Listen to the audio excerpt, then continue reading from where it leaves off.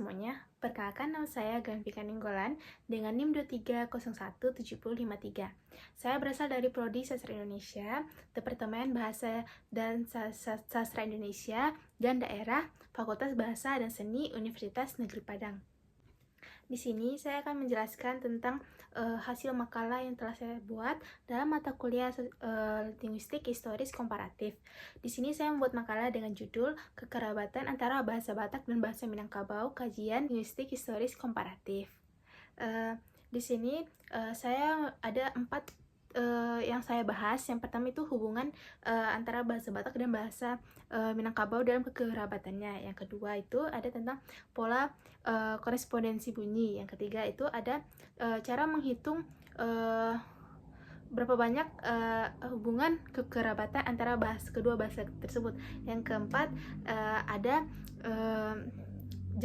cara menghitung lama waktu pisah antara kedua bahasa tersebut atau bahasa yang dihasilkan. Baiklah, sebelum masuk pembahasan, saya akan menjelaskan dulu apa itu linguistik historis komparatif. Linguistik historis komparatif adalah salah satu cabang ilmu bahasa yang mengkaji bahasa pada masa atau waktu tertentu dan mengkaji perubahan-perubahan unsur bahasa pada masa atau waktu tertentu.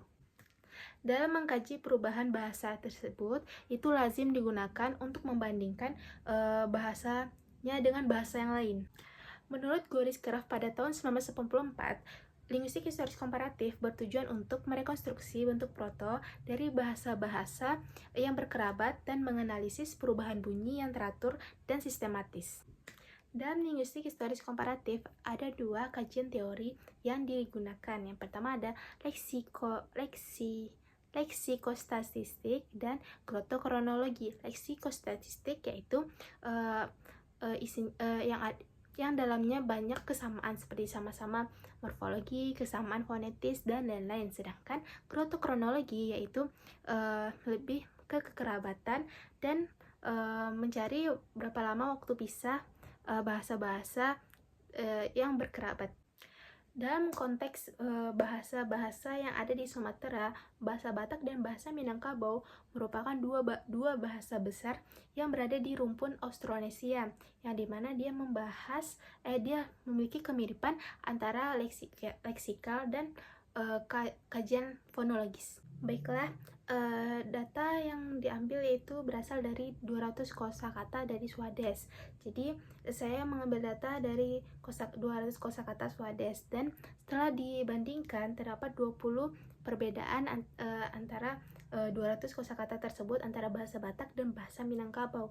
Jadi rumus untuk menentukan perbedaan kekerabatannya itu adalah hasilnya kan 20 perbedaan. Jadi 20 dibagi 200 itu adalah jumlah kosakata Swades dikali 100. Jadi jumlahnya adalah 10%. Lanjut, ada pola korespondensi bunyi. Dari bahasa Batak itu ada konsonan O, dan dari bahasa Minangkabau ada konsonan A. Kalau dari bahasa Batak itu menjadi bahasa aslinya itu adalah belah. Kalau di bahasa Batak itu adalah bola, sedangkan di bahasa Minang itu adalah balah. Jadi perbedaan konsonan O dan konsonan A. Contoh berikutnya tentang pola korespondensi bunyi.